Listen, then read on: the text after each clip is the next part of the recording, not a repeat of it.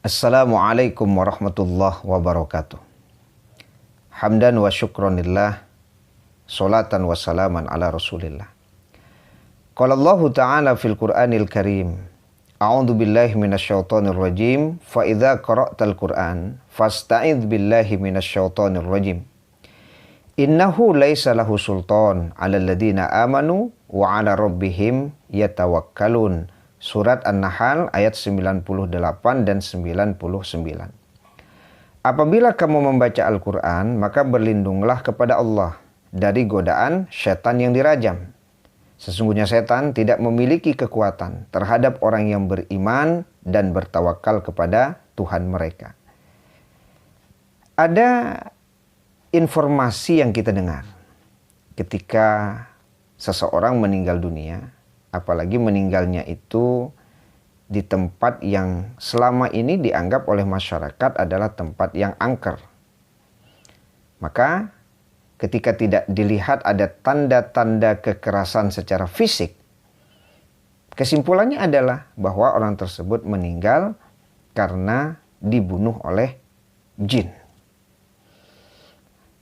Kita juga mendengar kalau di masyarakat itu umpamanya ada tempat pemandian, di mana banyak anak-anak mandi kolah, patang hari lo yang rami anak-anak ko mandi.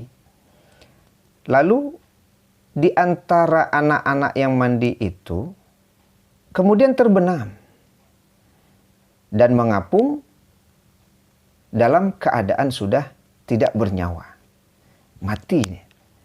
Maka muncullah perkataan dari masyarakat, inyo di bana manantu tu kepatang lah dulu nan model itu. Kini adulu cile nyo banaman di antu. Jadi hantu nan membanaman anak tu sehingga anak yang mandi itu mati. Atau kalau seseorang habis mandi kemudian melihat umpamanya di bagian lengan ada bekas atau jejak berwarna hitam, kebiru-biruan.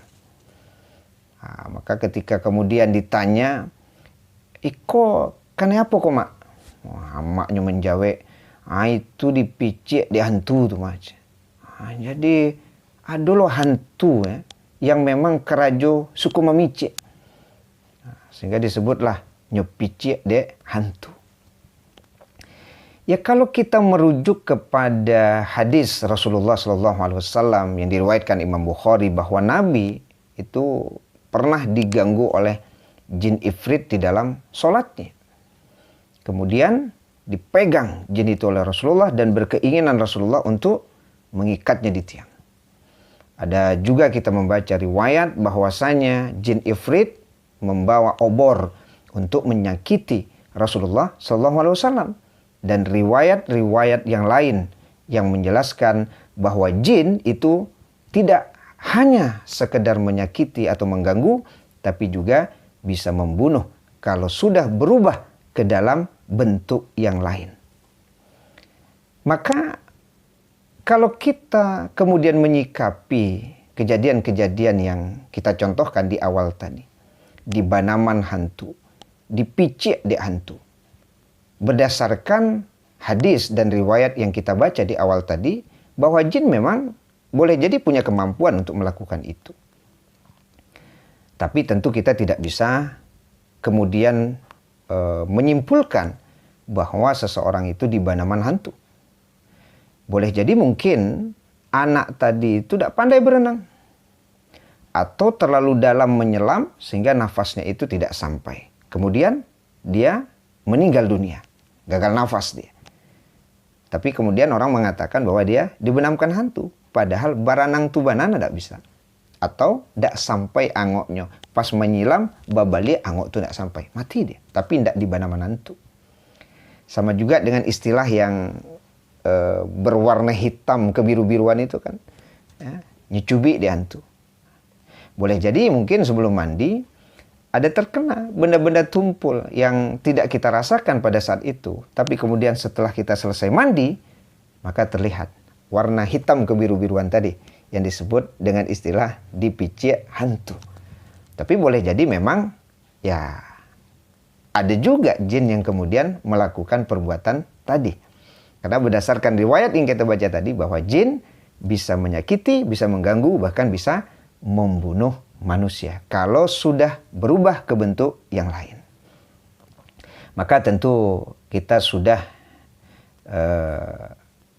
diberikan cara oleh Allah Subhanahu wa taala untuk bisa menjaga diri dari gangguan, ya, dari keinginan jahat jin terhadap kita. Sebagaimana yang Allah firmankan di dalam surat An-Nahl ayat 98-99 yang kita baca di awal tadi. Innahu laisa lahu sultan 'alal ladzina amanu wa 'ala rabbihim yatawakkalun. Jadi berdasarkan firman Allah dalam surat An-Nahl yang kita baca di awal tadi, maka ada dua caranya agar kita bisa terhindar dari gangguan dan keinginan jahat setan tersebut terhadap kita. Yang pertama adalah menjaga keimanan. Dan yang kedua, bagaimana kita bertawakal hanya kepada Allah Subhanahu wa ta'ala. Wallahu a'lam bishawab. Assalamualaikum warahmatullahi wabarakatuh.